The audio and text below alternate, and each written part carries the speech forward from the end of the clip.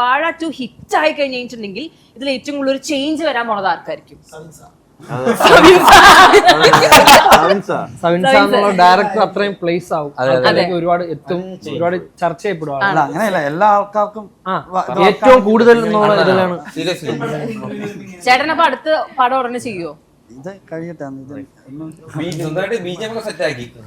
എന്തിന് നടന്നു വരുമ്പോ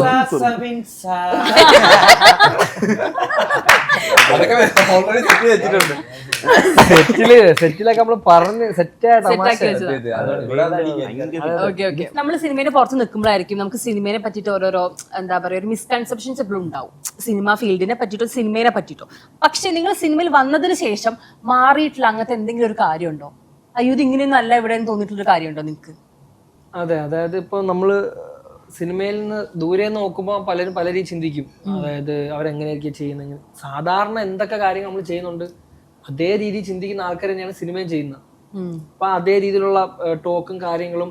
ഇപ്പം സിനിമ മാത്രമായിരിക്കില്ല നമ്മളവിടെ സംസാരം, നമ്മളവിടെ സാധാരണ കാര്യങ്ങൾ സംസാരിക്കും, നമ്മളെ വീടിനെ പറ്റി സംസാരിക്കും, പഴയ ചെയ്ത കാര്യങ്ങളെ പറ്റി സംസാരിക്കും. പിന്നെ പൊതുവെ നമ്മൾ ചിന്തിക്കുമ്പോൾ നമുക്ക് അറിയാത്തൊരു മേഖല ആവുന്നതുകൊണ്ട് അവിടെയുള്ള ആൾക്കാർ എങ്ങനെയാണ്, ഏത് രീതി, ഇച്ചിരി തലക്കനുള്ള ആൾക്കാരായിരിക്കും, അങ്ങനെയൊന്നുമില്ല. നോർമൽ നല്ല ഹാപ്പി ആയിട്ടുള്ള ഇങ്ങനെ ആൾക്കാരുണ്ടല്ലോ ഇത് ചെയ്യാൻ, അങ്ങനെയൊക്കെ പുതിയ അറിവുകളായിരുന്നു. കാര്യം നമ്മൾ പുറത്തുനിന്ന് കേൾക്കുമ്പം അങ്ങനെയാണ്, അവരങ്ങനെ ചെയ്യും, ഇവരിങ്ങനെ ചെയ്യും, ഇത്തിരി പ്രശ്നമാണ്, പ്രഷർ വരും. പക്ഷെ അങ്ങനെയൊന്നും ഇല്ലായിരുന്നു. നമുക്കെല്ലാം ഒരു അടിപൊളി ഫ്രണ്ട്ലി ആയിരുന്നു എല്ലാം പോയത്. അപ്പൊ അതൊരു പുതിയൊരു സ്മൂത്ത് ആയിട്ട് പോയൊരു നമ്മൾ ചിന്തിച്ച അത്ര നമുക്ക് പ്രഷർ കൊടുക്കേണ്ടത് ഒന്നും വന്നില്ല. അടിപൊളിയാണെന്നുകൊണ്ട് ഇതുപോലെ തന്നെ അങ്ങ് പോയി. ഓക്കെ, ദേവരാജന് എന്താ പറയാനുള്ളത്? ഇല്ല, ഞാൻ ആലോചിക്കായിരുന്നു സത്യം പറഞ്ഞു. അങ്ങനെ അൺഎക്സ്പെക്ട് അയ്യോ ഇത് ഇങ്ങനെയാണോ എന്ന് തോന്നിയ കാര്യങ്ങളൊന്നുമില്ല. ഒരു ബേസിക് ആയിട്ട് നമുക്ക് ഉണ്ടായിരുന്നു. പക്ഷെ ചെറിയ ചെറിയ മാറ്റങ്ങളൊക്കെ കുറെ ലേണിങ്സ് ഉണ്ടായിരുന്നു. ഇതിങ്ങനെയല്ല, ഇതിങ്ങനെയാണ്, ചെറിയ ചെറിയ അതിനെക്കുറിച്ച് നമുക്കൊരു ഒന്നും അറിയാത്ത ഇതെന്ന് വന്ന് അങ്ങനെയല്ല. ഇപ്പോൾ ഷോട്ട് വെക്കുന്ന രീതി, ക്യാമറയ്ക്ക് നമ്മൾ പ്രൊഫൈൽ കൊടുക്കുന്ന രീതി, ഫേവർ ചെയ്യണോ ഫേവർ ചെയ്യണ്ടേ, വളരെ ടെക്നിക്കലായിട്ടുള്ള ചില കാര്യങ്ങളൊക്കെ കുറെ തെറ്റിദ്ധാരണകൾ ഉണ്ടായിരുന്നു. ഞങ്ങൾ റീൽ ചെയ്യുമ്പോൾ ചെയ്യുന്നത് ഇതൊന്നും അല്ല ഈ പരിപാടി എന്നുള്ളത് മനസ്സിലായി, ഇവിടെ വന്നാണ് മനസ്സിലായത്. അത് വളരെ മൈന്യൂട്ടായിട്ടുള്ള കാര്യങ്ങളാണ്, ആക്ടിങ്ങിനെ കുറിച്ചുള്ള കാര്യങ്ങളാണ്. അതിവിടെ വന്നാണ് ആദ്യത്തെ ഒരു 10 ദിവസം കഴിഞ്ഞപ്പോഴാണ് മനസ്സിലായത് ഓക്കെ ഇങ്ങനെയൊക്കെയാണ് പരിപാടി, ഇനിയുള്ള ഷോട്ടുകൾ ഇതൊക്കെ ശ്രദ്ധിക്കണം. അങ്ങനെ മനസ്സിലായത് ഇവിടെയാണ്. ഓക്കെ, ഇപ്പോൾ ദേവരാജ് സംസാരിക്കുന്നതുകൊണ്ട് ഞാൻ ചോദിക്കണ്ടോ അയാളുടെ തന്നെ, അതായത് ഇപ്പം നമുക്കിപ്പം ഒരു ക്യാരക്ടർ ചെയ്യുന്ന സമയത്ത് അല്ലെങ്കിൽ ഒരു സംഭവം ചെയ്യുമ്പം ആ ഒരു ഇമോഷൻ കറക്റ്റ് എത്തിക്കുന്ന ഒരാളാണ് ദേവരാജ് എന്ന് എനിക്ക് പലപ്പോഴും തോന്നിയിട്ടുണ്ട്. നിങ്ങളുടെ വീഡിയോസ് കാണുമ്പോൾ നമുക്കത് വിശ്വാസം വരും, അതായത് ഇയാൾ ചെയ്ത ആ ഒരു സാധനം എന്താണെന്നുള്ളത് നമുക്ക് ശരിക്കും വിശ്വസിക്കാൻ പറ്റും. അതെങ്ങനെയാണ് ചെയ്യാൻ പറ്റുന്നത്? ഒരു നല്ലൊരു ആക്ടർ എന്നതിനേക്കാൾ ഉപരിയായിട്ട് അതിൻ്റെ പുറത്ത് എന്തെങ്കിലും നിങ്ങൾ ചെയ്യുന്ന എന്തെങ്കിലും കാര്യങ്ങളുണ്ടോ? അങ്ങനെ വലിയൊരു പ്രിപ്പറേഷൻ ഇങ്ങനെ ചെയ്യാം അങ്ങനെ പ്ലാൻസ് ഒന്നുമില്ല. ബേസിക്കലി ചെയ്യുന്ന സംഭവം ആ ഒരു ക്യാരക്ടറിനെ ഞാൻ ഉൾക്കൊള്ളും. ഇപ്പോൾ ഞങ്ങൾ ചെയ്ത ഞങ്ങളുടെ വീഡിയോസിൽ തന്നെ ഇപ്പം ഞാനല്ലാതെ ഒരു ക്യാരക്ടർ പിടിച്ച് ചെയ്യേണ്ട ഒരു സാധനമാണെങ്കിൽ സീനിൽ ചിലപ്പോൾ ഇപ്പം ഞാനിപ്പോൾ എൻ്റെ അച്ഛൻ എന്നെ ദേഷ്യപ്പെടുന്ന ഒരു സീനായിരിക്കും, അല്ലെങ്കിൽ അപ്പോൾ ഒരു ഇമാജിനറി ക്യാരക്ടറാണ് ഞാൻ ചെയ്യുന്നത്, എൻ്റെ സീനല്ല, ഞാൻ ആ ക്യാരക്ടറായിട്ട് മാറുകയാണ്. അപ്പോൾ ഒരു സീൻ മാത്രമേ എടുക്കുന്നുള്ളൂ എങ്കിലും കുറച്ച് ബാക്കിലേക്ക് ആ ക്യാരക്ടറിനെ കുറിച്ചൊന്ന് പഠിക്കാൻ ശ്രമിക്കും. വെറുതെ ഞാൻ ചിന്തിക്കും ഈ സീനിന് മുന്നേ ഞാൻ ഈ ക്യാരക്ടർ എന്തായിരിക്കും ചെയ്തിട്ടുണ്ടാവുക, ഈ സീൻ കഴിഞ്ഞ ഇയാൾ എങ്ങോട്ടായിരിക്കും പോകുന്നുണ്ടാവുക, ഇയാൾ അച്ഛനോടുള്ള ചെറുപ്പം മുതൽ ഇയാൾ എങ്ങനെയായിരിക്കും അച്ഛനെ കാണുന്നത്, അവർ അപ്രോച്ച് എങ്ങനെയായിരുന്നു, ഇങ്ങനെ കുറച്ച് കാര്യങ്ങളൊക്കെ മനസ്സിലിങ്ങനെ ചിന്തിക്കും. ഇത് എല്ലാവരും ചെയ്യുന്ന കാര്യങ്ങളാണ്, ഇത് ഞാൻ ഭയങ്കര ചെയ്തൊന്നല്ല, അറിഞ്ഞോ അറിയാതെ എല്ലാവരും പ്രിപ്പയർ ആവുന്ന രീതി തന്നെയാണ്. ഇതൊക്കെ ഒന്നുകൂടെ ശ്രദ്ധിക്കും. പിന്നെ ചിലപ്പോൾ ഷോട്ടിന് മുന്നേ ഞാൻ തന്നെ ഒന്നെങ്കിൽ മിററിൻ്റെ മുമ്പിലോ അല്ലെങ്കിൽ ഞാൻ സ്വയം എവിടെയും നോക്കാതെയൊക്കെ ഞാൻ തന്നെ ചെയ്ത് നോക്കും എനിക്കൊരു ഇമോഷൻ വരുന്നുണ്ടോ എന്നുള്ളത്.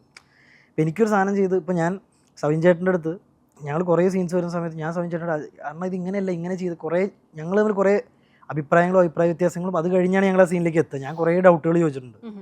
കാരണം എനിക്ക് 100% വർക്കാവാത്തൊരു സീൻ ഞാൻ ചെയ്താൽ ശരിയാവില്ല. അപ്പം ഞാനത് 100% എനിക്ക് കൺവിൻസ് ആവുന്നത് വരെ ഞാൻ ഡൗട്ടുകൾ ചോദിച്ചുകൊണ്ടിരിക്കും. കൃത്യമായിട്ട് എനിക്ക് ഓക്കെ ഇതാണെങ്കിൽ ഓക്കെ എന്ന് ചോദിച്ചിട്ടാണ് ഞാൻ ഷോട്ടിന് പോവാറ്.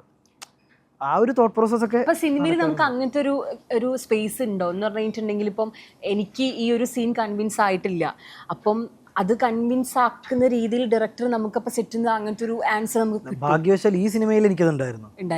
ഇപ്പോൾ കൂടെ അഭിനയിക്കുന്ന ഇവരെല്ലാവരും ആയാലും സവിൻ ചേട്ടനായാലും ഞങ്ങൾ ചെന്ന് ഇപ്പം ഞങ്ങൾ പറഞ്ഞ കുറേ സീനുകൾ ഞങ്ങൾ അവിടെ നിന്ന് തന്നെ ഓൺ ദി സ്പോട്ട് ഇങ്ങനെ ചെയ്യാം ഞങ്ങൾ കുറേ മാറ്റി ചെയ്ത് നോക്കിയിട്ടൊക്കെ ഉണ്ട്. ചിലത് ചെയ്തു നോക്കി നീ ഇതിൽ വേണ്ട, നീ അടുത്ത പടത്തിൽ ചെയ്തു എന്ന് ചിലപ്പോൾ പറയാറുണ്ട്. ഞങ്ങൾ വർക്കാവാതെ വരുന്ന സമയത്ത് ഇതിവിടെ വേണ്ട.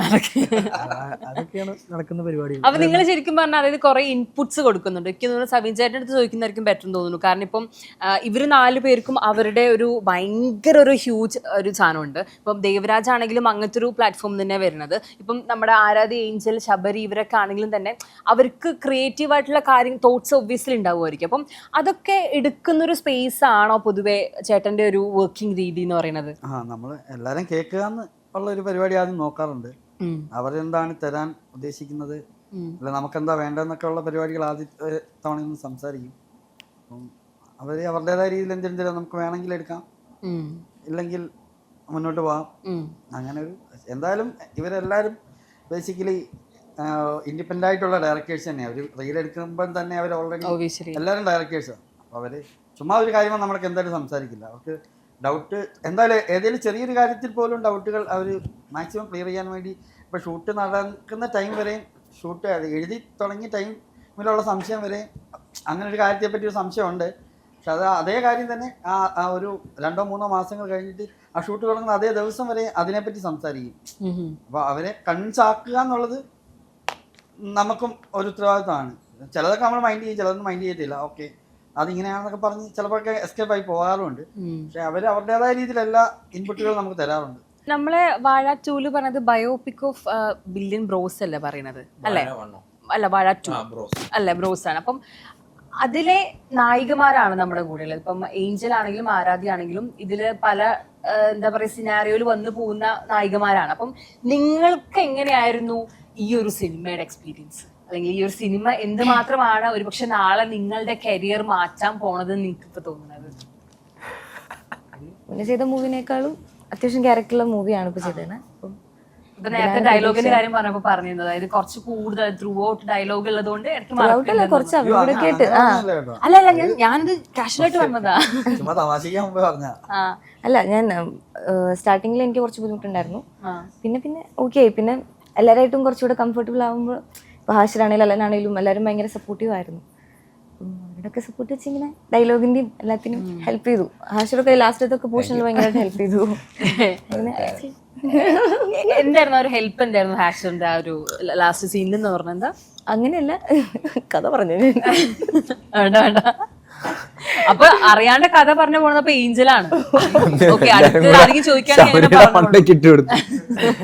അപ്പൊ ക്ലൈമാക്സിൽ എന്തോ ഒരു ഏഞ്ചലിന് അത്രയും ഒരു സാധനം ഉണ്ട്, അത് ഹെൽപ്പ് ചെയ്തത് ഹാഷിറാണ്. സിനിമ ഇറങ്ങി കഴിഞ്ഞിട്ട് നമുക്കത് വിലയിരുത്താം അല്ലെ? ഇപ്പൊ പറയാൻ പറ്റില്ലല്ലോ കഥ എന്താന്നുള്ളത് അല്ലെ? ആരാധ്യക്ക് എങ്ങനെയായിരുന്നു? ഫസ്റ്റ് വന്ന ദിവസം കുറച്ചൊരു ഇതുണ്ടായിരുന്നു. പിന്നെ എല്ലാവരും ഞങ്ങളൊരു ഫാമിലി പോലെയായി, എല്ലാവരും നല്ല ഫ്രണ്ട്ഷിപ്പ് ഒക്കെ ആയിരുന്നു, കംഫർട്ട് സോണായി, ബുദ്ധിമുട്ടൊന്നും ഉണ്ടായിരുന്നില്ല. പെട്ടെന്ന് തന്നെ എല്ലാവരും അടിപൊളിയായി.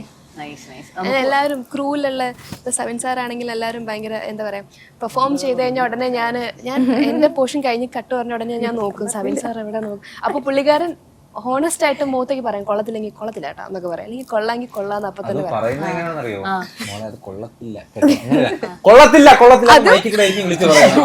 മൈക്കിലേ പറയാം.